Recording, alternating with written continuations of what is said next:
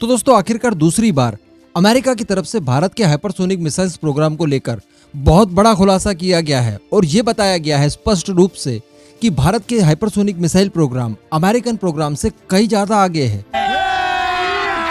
अभी मजा आएगा ना भिड़ो।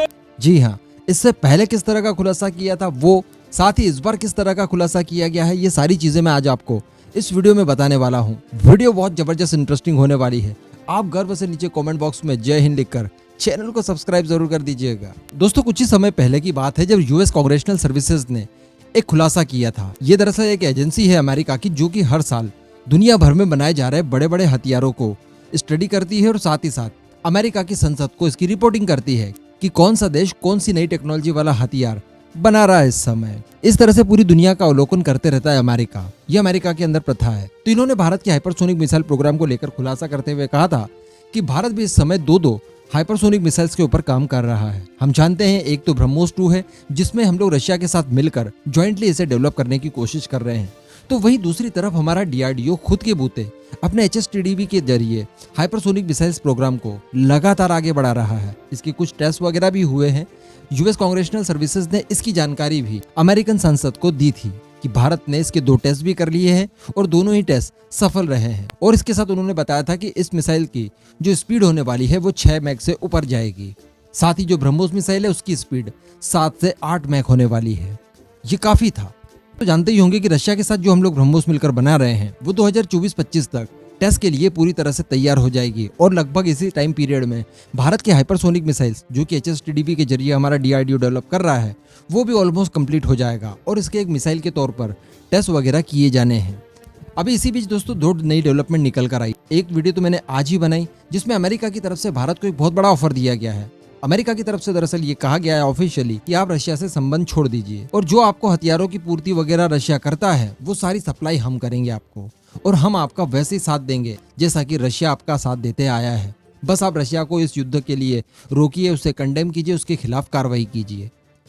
एक ये बात जो कि बहुत बड़ी बात थी अपने आप में, अमेरिका की तरफ से इस तरह का ऑफर दिया जाना छोटी मोटी बात नहीं है, क्योंकि अमेरिका हम जानते हैं कि 1971 वो दौर था जब अमेरिका भारत से लड़ने के लिए पाकिस्तान को बचाने के लिए आ गया था अपनी सेना लेकर, और आज देखिए वो भारत के सामने लेट गया है कि भैया हमारे दोस्त बन जाइए।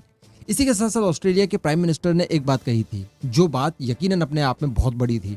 उन्होंने कहा था कि क्वाड, उन्होंने ये नहीं कहा था कि ऑस्ट्रेलिया, बल्कि उन्होंने कहा था कि क्वाड, जिसमें अमेरिका भी है, जापान भी है और खुद ऑस्ट्रेलिया है। तो उन्होंने कहा था कि क्वाड समूह भारत के सभी स्टेप जो कि उसने रशिया के खिलाफ लिए हैं, यानी रशिया की खिलाफत न करने का जो स्टेप लिया है उसका समर्थन करता है। यानी भारत फ्री है, भारत चाहे तो रशिया को कंडेम करे, उसके खिलाफ कार्रवाई करे या फिर उसको सहयोग लगातार पहले की तरह देता रहे। इसके लिए भारत स्वतंत्र है और भारत जो भी निर्णय लेता है हम उसका स्वागत करते हैं। तो यहाँ ऐसी क्या चीजें आ गई कि अमेरिका भारत के ऊपर इतना लट्टू हो गया है?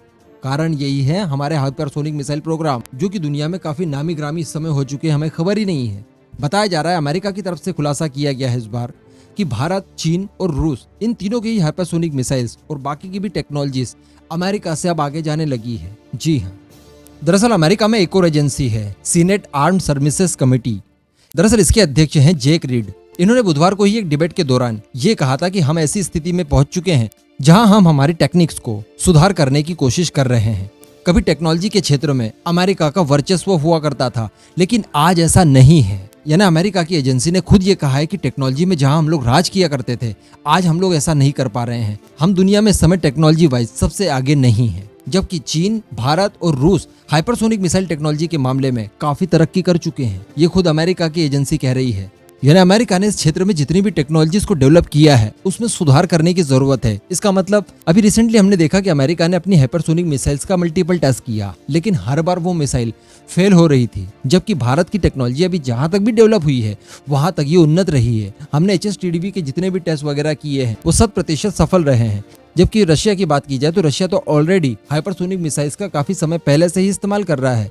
उसने रशिया यूक्रेन वॉर के दौरान इसका इस्तेमाल भी किया है और वही रशिया मिलकर अपनी मिसाइल टेक्नोलॉजी के आधार पर भारत की ब्रह्मोस के साथ भी काम करने वाला है, उससे डेवलप करने वाला है।